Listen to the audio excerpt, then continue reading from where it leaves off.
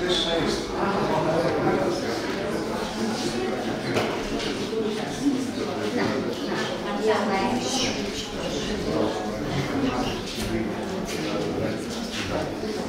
Muito bem, Rita, bem-vindos ao Museu do Aljube. Nós hoje temos a particularidade de termos connosco um ex-preso político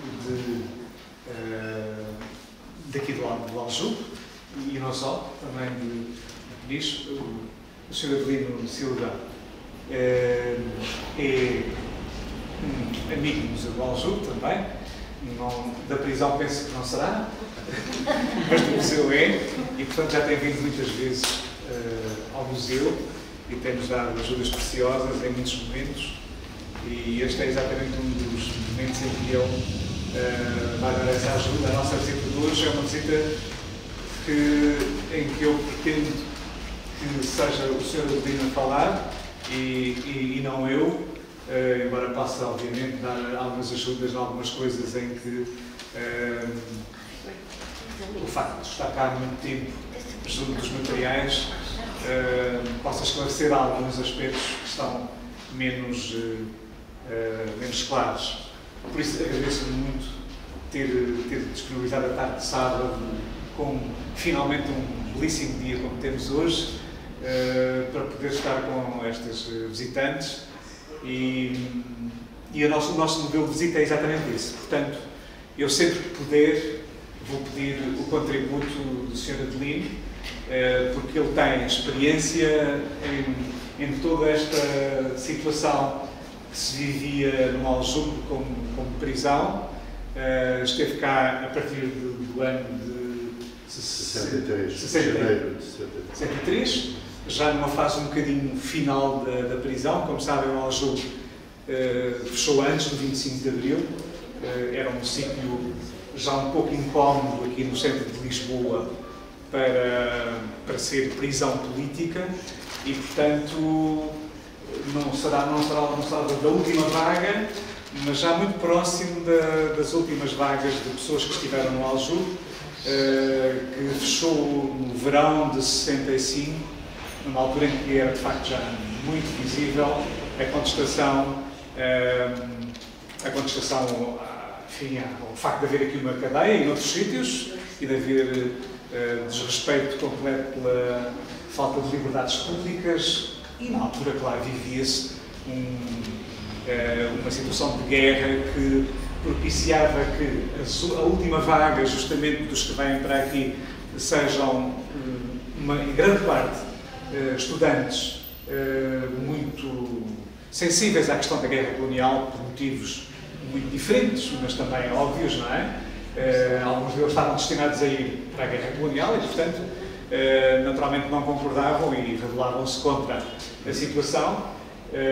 Não eram os únicos. Havia aqui operários e havia aqui mineiros de Alvestrel e havia aqui pessoas de muitos outros sítios e profissões. Quando a cadeia fechou, a prisão fechou em 65. Bom, pelas caras que eu vou aqui vendo, creio que já há muitas pessoas que conhecem, claro, o museu. O museu é uma... Só duas palavras antes de o pôr a conversar um bocadinho. O museu é uma criação, se quiserem, da consciência pública. Eu acho que é mesmo da consciência pública, embora a consciência pública não se faz apenas do conjunto de pessoas vasto, enfim, que têm ideias contra o esquecimento, ou contra a sonegação, ou contra o apagamento da memória. Faz principalmente pessoas muito ativas e de pessoas com vontade de dar a conhecer a memória dos tempos difíceis da ditadura, e foram essas pessoas que eu acho que estiveram na origem do Museu do Aljube. Eu chamei esses grupos de cidadãos muito ativos, grupos promotores da memória, e há vários, felizmente, há muitos cidadãos e há muitos desses grupos. Podia aqui nomear vários, a URAP, a ANAM, etc. Há um conjunto de grupos, cidadãos individualmente também. Como sabem, isto surgiu um pouco na sequência muito particular da contestação pública e enfim, ao escândalo que constituiu querer se tornar António Maria Cardoso num condomínio de luxo, como acabou por acontecer. Provavelmente, a dialética é muito importante na história, como sabemos, e provavelmente se não tivesse havido esta provocação, digamos assim, provavelmente não teria havido uma reação forte da parte da consciência pública para que, se não é aqui na António Maria Cardoso, se estão a transformar António Maria Cardoso num condomínio de luxo, então ok, vamos cá tornar algum sítio como um sítio de memória. Este pode não ser o melhor, porque esta era apenas uma prisão de homens, como sabem, não é? E também tiveram presas muitas mulheres, e portanto nunca estiveram aqui. Aliás, estou a dizer erradamente, as mulheres estiveram sempre aqui. Sim. Não estiveram cá as mulheres presas, mas estiveram sempre as mulheres aqui. Estiveram cá como irmãs, como mulheres, como companheiras, como mães, como amigas, e portanto estiveram sempre cá, obviamente. E, portanto é errado dizer que as mulheres não estiveram cá. Estiveram sempre cá, mas era uma prisão de homens. E portanto, enfim, essa foi a possibilidade que se criou em a partir de 2009, particularmente, depois daquelas contestações à questão da António Maria Cardoso. Foi ali a partir de 2009 que surgiu a ideia de ganhar este espaço.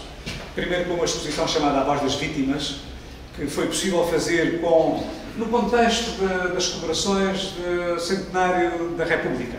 Havia algum dinheiro, algumas possibilidades e, portanto, felizmente conseguiu-se ganhar um piso aqui do museu, dois pisos. O outro um bocadinho menos, mas um piso particularmente, e fez aí uma exposição chamada A Voz das Vítimas. Foi a primeira coisa que se fez aqui. E depois ganhou-se o espaço, não é? De algum modo ganhou-se o espaço, e aí depois era preciso ter um promotor, um organizador, um gestor, e aí tivemos também algumas coisas favoráveis. Sim, é bom dizer, para além dos movimentos cívicos, o facto de, na altura, ser Ministro da Justiça, o Alberto Costa, foi importante a passagem deste edifício para a Câmara de Lisboa. Temos que dizer que sim, foi fácil, rapidissimamente se passou o edifício para a Câmara de Lisboa, e também foi importante que, na altura, a Edilidade tivesse à frente alguém que também tinha alguma sensibilidade para as questões e, portanto, apoiou a criação deste museu, porque, como devem calcular, não é propriamente um museu que se possa considerar um museu com grande visibilidade pública. Nós ainda hoje, muitas vezes, queremos chegar ao Aljube e o chofer de táxis diz: o que é direto? Desculpe, o Aljube? O Aljube.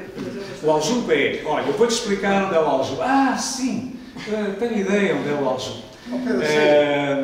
Por isso, convém que tenhamos ideia exatamente de que, até mesmo pela memória do Aljube, pela memória de Peniche, que agora está na ordem do dia como prisão, que vai ser também o Museu Nacional da Resistência e da Liberdade, convém ter, pela defesa desta memória e destes sítios particulares de memória, convém ter a ideia de que é preciso lutar e de que esta memória não é uma memória muito agradável a toda a gente. Há portanto, dificuldades que é preciso pensar que existem, e existem mesmo, para quem viveu, e muitos dos que estão presentes viveram o período anterior ao 25 de Abril, sei que viveram, muitos conheço e, portanto, sei disso. Esta memória é uma memória, por um lado, já não tão traumática como era há uns anos, mas incómoda, muito incómoda, e, portanto, é preciso lutar pela permanência do Aljube, assim como é preciso lutar pela configuração de um bom Museu Nacional da Resistência e da Liberdade em Peniche. É preciso mesmo lutar por ele. Não está ainda ganho totalmente essa luta. Ainda anteontem estivemos em Peniche e creio que o Sr. Adelino esteve ontem. E, portanto, aqui está. Não é uma situação fácil, nem cómoda, é, pelo contrário, difícil. Bom, e, portanto, eu já disse muito mais do que devia dizer, e gostava antes de conversar um pouco com o Sr. Adelino e de podermos conversar, e nos conversando todos até, será sempre mais agradável. Este sítio, como sabem, era Eu costumo chamar o nosso salão de festas, porque é o maior, não temos mais sítios maiores. Este sítio era o parlatório, onde nós agora temos exposições temporárias. Neste caso, a exposição é sobre uma obra que também é preciso lutar pela sua visibilidade. Estas obras todas, muitas vezes é preciso lutar pela sua visibilidade. Basta que alguém tenha posto um carimbo a dizer uma obra menor, inacabada. E alguém pôs esse carimbo. Depois ficou o carimbo para sempre. Bom, e portanto é preciso pôr essa obra à vista, porque ela não é nem menor, nem invisível. É inacabada. Foi deixada no meio, é uma coisa diferente, por razões que têm a ver, obviamente, com o empenhamento político do José Dias Coelho. Portanto, foi com o Museu do Neorrealismo, claro, onde está depositada, na grande maioria, que fizemos esta exposição. Muito bem. E depois é o parlatório. Aqui está já uma primeira área que será interessante nós ouvirmos algumas coisas do nosso convidado. O parlatório era o sítio pelo qual se estabelecia relações com o exterior. Dos quais recebia apoios, notícias ou não. No seu caso, teve muita dificuldade em entrar em contacto com o exterior, com familiares, com amigos. No tempo todo que teve cá, creio que foi mais de um ano. Convém dizer que é talvez, de todos os prisioneiros que eu já contactei, aquele que me diz que teve mais tempo no Aljube. Normalmente o Aljube não era para estar tanto tempo, enquanto se fazia o processo, estava-se aqui.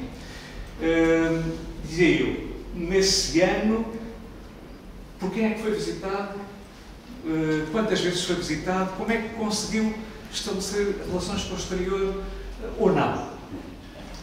Bom, antes de mais, quero agradecer o convite que me fez para colaborar nesta visita. E boa tarde a todos.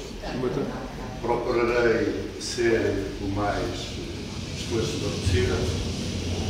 Há coisas em que naturalmente são comuns a muita gente. Provavelmente até o José Ernesto, não sei se passou por aqui, mas também está aí presente. Mais tarde. Mas era efetivamente o local onde se processavam as visitas, onde recebíamos alguém que nos vinha visitar. Aliás, até 2 ou 3 vezes que eu tive um contacto com o chamado advogado oficioso, foi feito aqui, na presença de um PID, que esteve sempre presente. Aliás, eu irritei... Conversavam alto ou baixo? Não, tinha que se ouvir, eles tinham que ouvir mesmo. E não havia conversa a sós. Pronto, esse advogado, ainda me chateei algumas vezes com ele, porque ele vinha com aquela conversa mole de colaborar com a polícia para atenuarem as circunstâncias que eventualmente agravassem a pena e tal. Isto era aqui também que se processava. Mas isto tinha uma série de gaiolas complementadas em rede.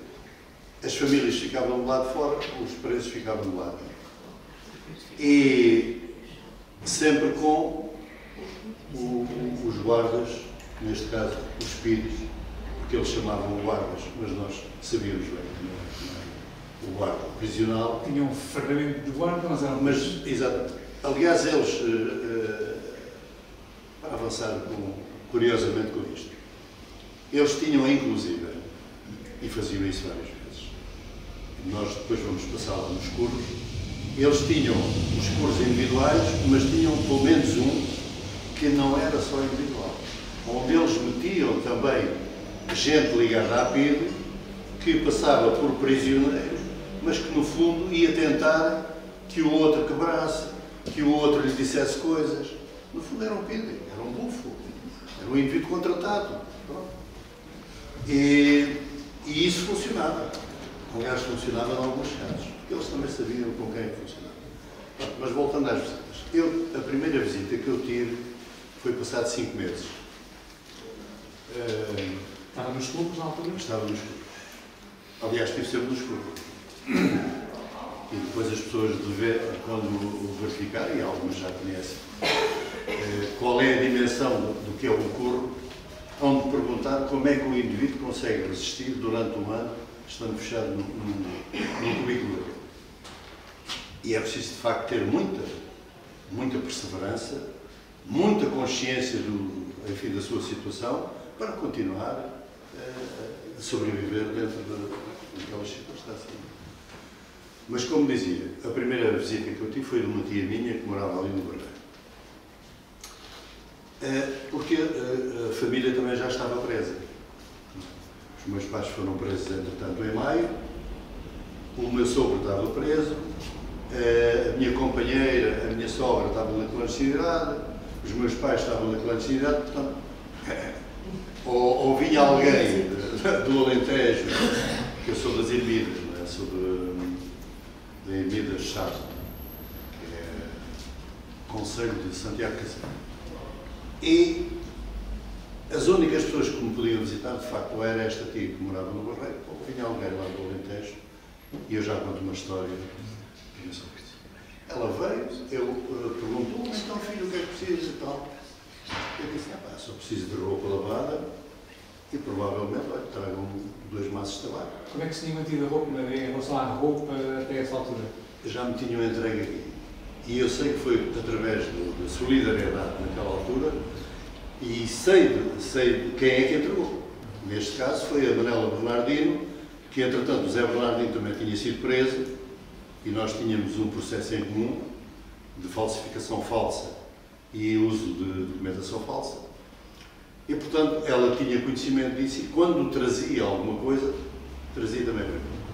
Ao nível da Comissão de Apoio aos Presos? Ainda não havia. Não havia. Isso só aparece a nível individual. Em 69. Não havia, era digamos, da parte de muitos democratas, também havia, pelo próprio partido, e havia por intervenção de gente ligada à advocacia, etc.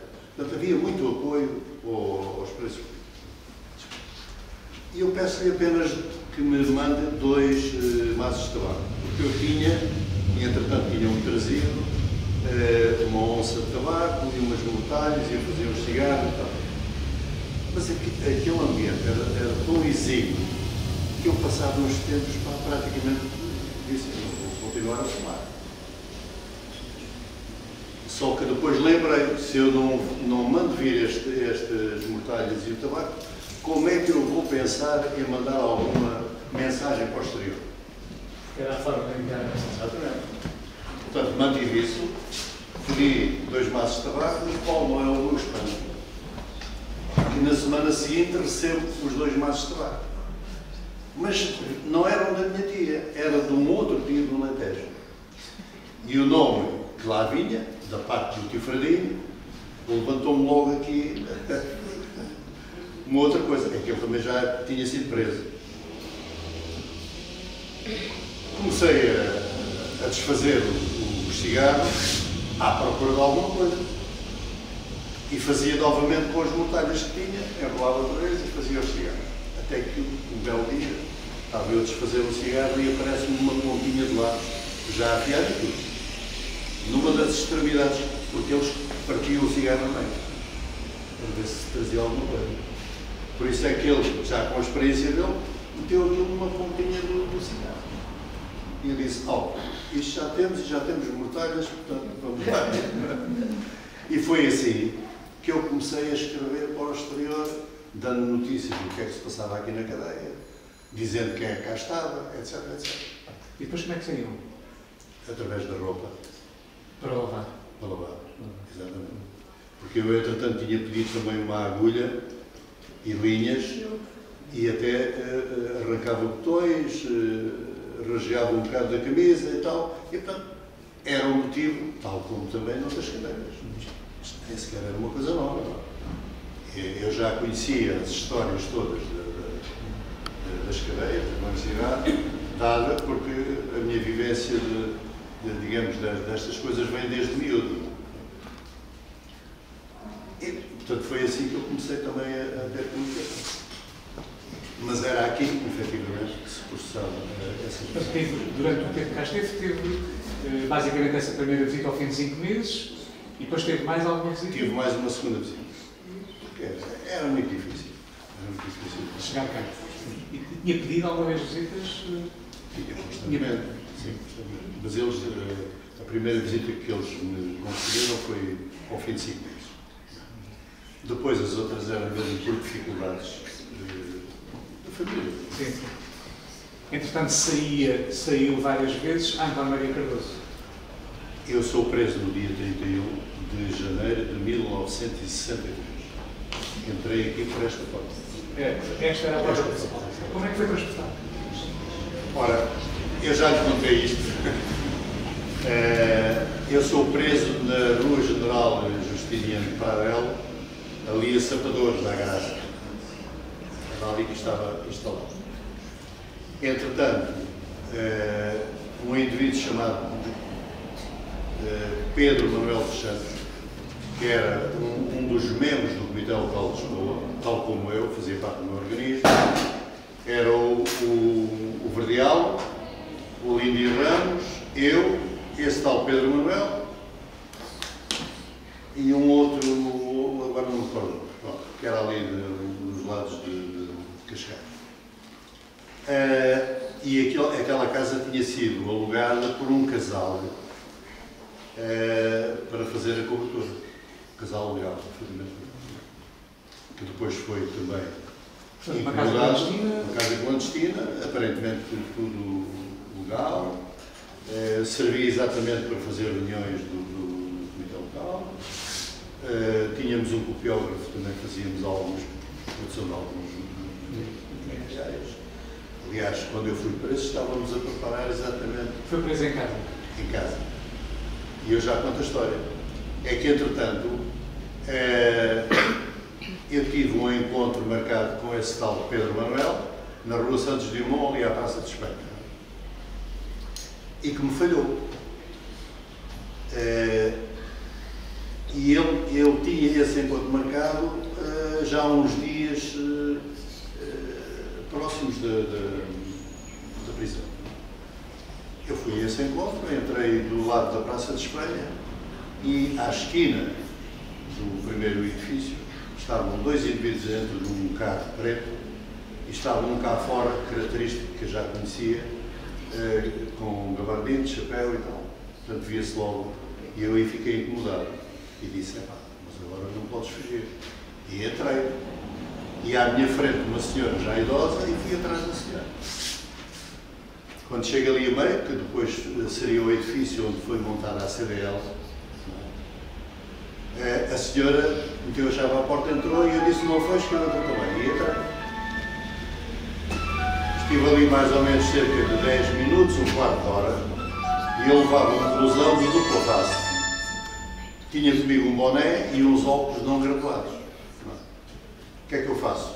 Viro o casaco ao contrário, o blusão, ponho os óculos, ponho o boné e vou sair pelo outro extremo da rua. Novamente, a mesma cena, um indivíduo à esquina, de gabardine, de chapéu e dois dentro do carro. Eu, como ainda não era conhecido e era jovem, eles provavelmente deviam estar... Tinha 20 e poucos anos? 23 anos. Provavelmente eles estavam à espera de outra coisa, não é? E eu saí em direção à Gulbenkian, que é lá a Gulbenkian. Quando me apanhei na Avenida de Verno, ala que se faz tarde. É claro, depois cheguei a casa, digo para a minha companheira, isto não está a cheirar. Foi o contacto, vamos estar vigilantes. E assim fizemos.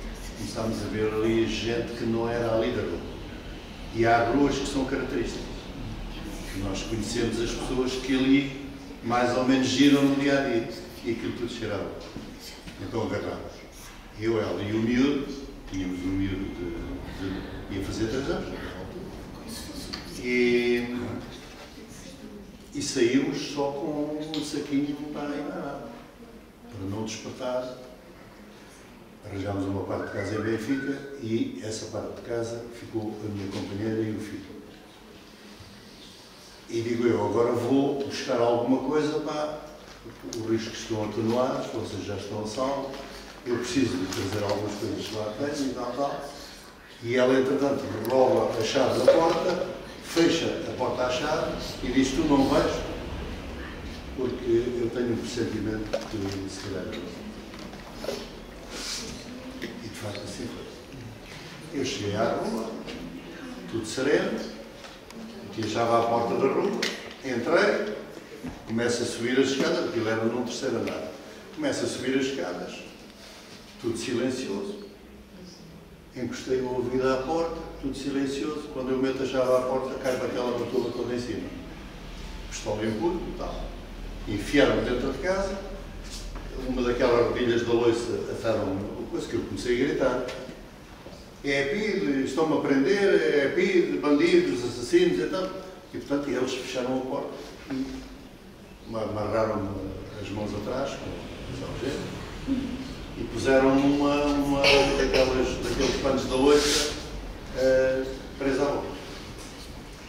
Eu naquela altura já conhecia muitas histórias de prisão. Eu estendi o pescoço quando eles estavam a atar aqui. Porque depois na saída bastou baixar o pescoço e caiu a toalha, o par.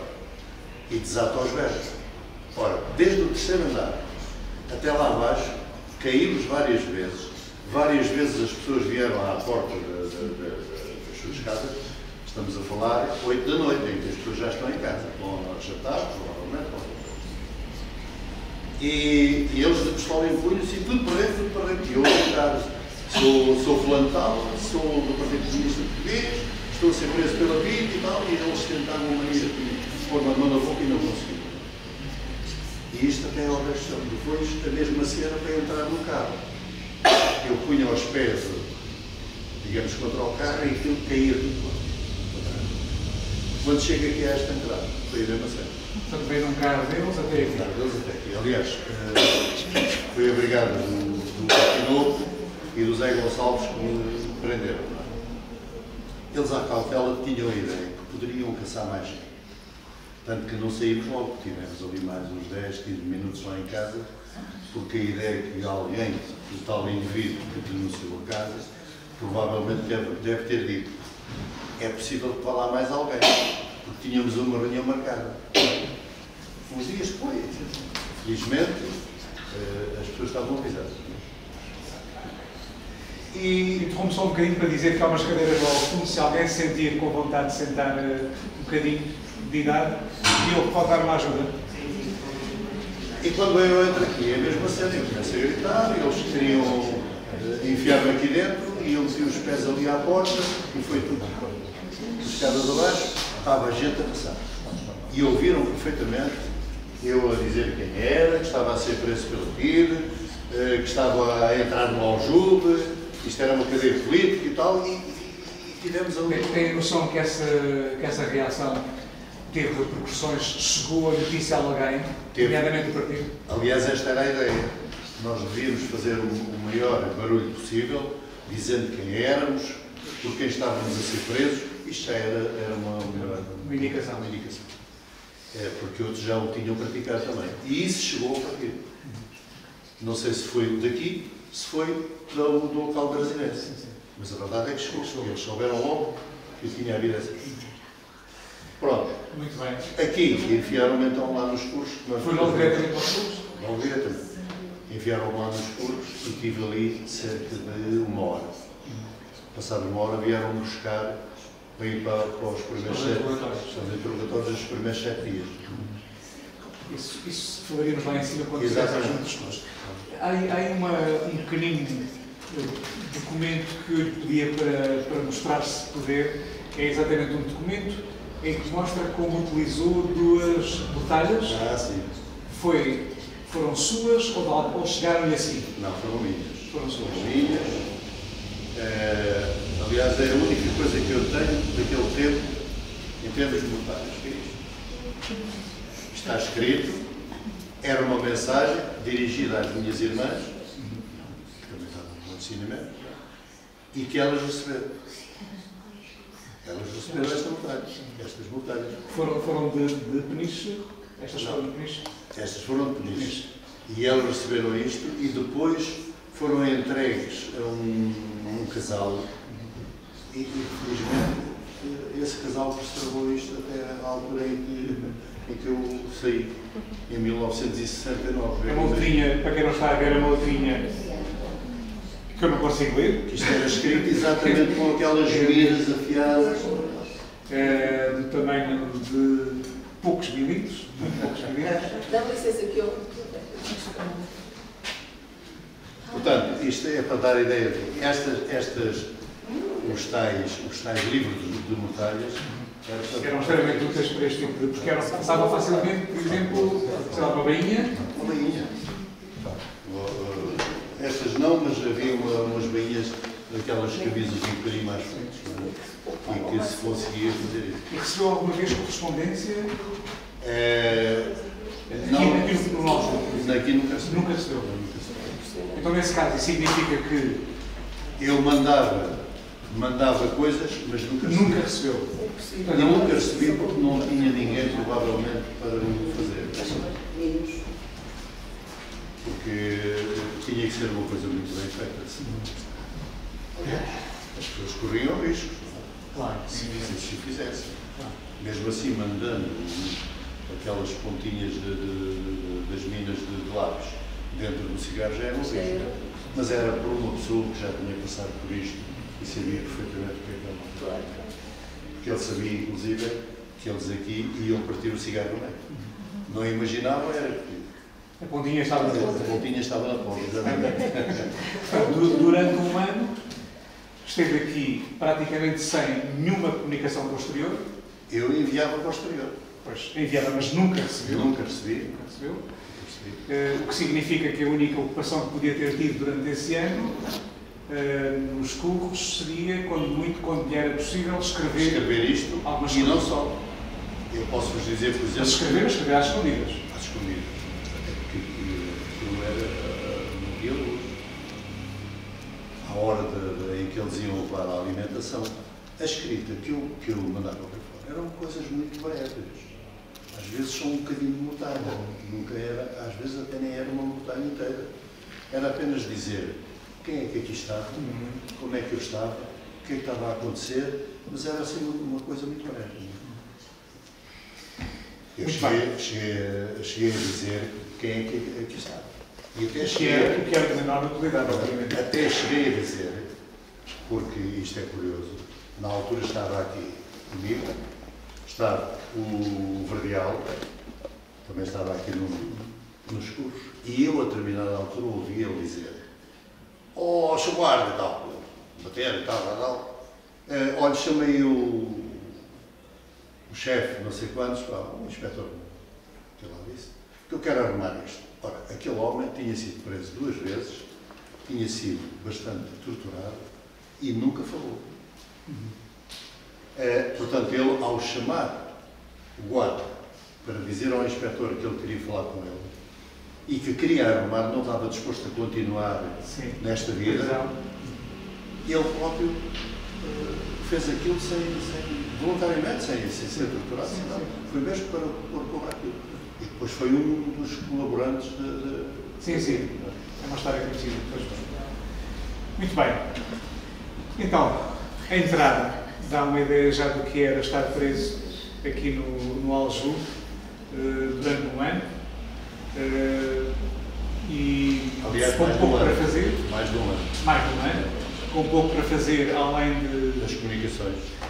Algumas comunicações internas, sim. Boas comunicações internas. Eu, por exemplo, posso-vos dizer, ao meu lado estava, a determinada altura, entrou aqui um homem que era aquele do desenho animado, o Vasco Gueiredo. Foram prender o homem. Aliás, foi denunciado também pelo Verdial. Foi ele, foi mais tarde o Joaquim Teixeira, foi uma série deles.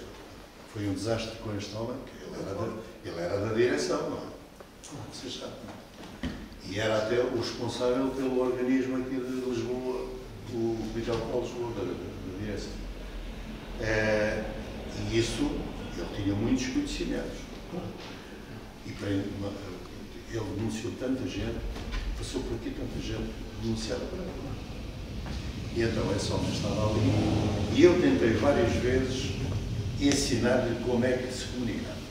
Porque ele só dizia: estou aqui, não tenho visitas, estou à espera de um homem que vem da Checoslováquia, que é do desenho animado, mas que vem de Paris e não sei o quê, e eles tinham um festival qualquer naquela altura. Portanto, o homem estava aflito porque queria ir ao aeroporto e depois dizia: tenho que falar com a minha mulher, se eu não puder ir a ela, não sei o quê, portanto, fez aí um chifrinho danado. E eu tentei comunicar e tal, para ver se ele percebia aquilo. No dia em que ele percebeu, porque demorámos ali uns 3 ou 4 dias, não é? A batucar a ver se ele percebia. Quando ele percebeu, o homem entrou em delírio, depois não me largava à parede, pá. Eu só tive tempo de dizer: cuidado, senão vai ser caçado. Era uma coisa terrível. Muito bem, a nossa visita vai continuar. Nós deixamos agora aqui este parlatório, o resto do chão. Vamos subir ao primeiro andar. Tem outros motivos de conversa por parte do Sr. Adelino. Entretanto, claro, é evidente, se quiserem interromper a qualquer momento, se quiserem perguntar-lhe coisas a ele, a mim não tanto, não sei tanto como ele, mas se quiserem perguntar coisas, estejam à vontade. Se quiserem contar coisas, estejam à vontade. Não fiquem inibidos de conversar ou de falar com ele, particularmente se quiserem perguntar alguma coisa. Eu sei que, se calhar, eu podia ter começado por outra experiência, mas cabeu ser um parlatório. É evidente que vocês sabem perfeitamente quem é a PIDE, sabem a história da PIDE. Primeiro... Mas nós vamos passar lá em cima, vamos passar. O nosso percurso vai ser um bocadinho diferente do que talvez tivesse pensado, mas vamos seguir a sequência da exposição para ser talvez mais fácil, não nos repetirmos tanto, porque senão não conseguiremos chegar ao terceiro piso. Há duas maneiras de subir. Há um elevador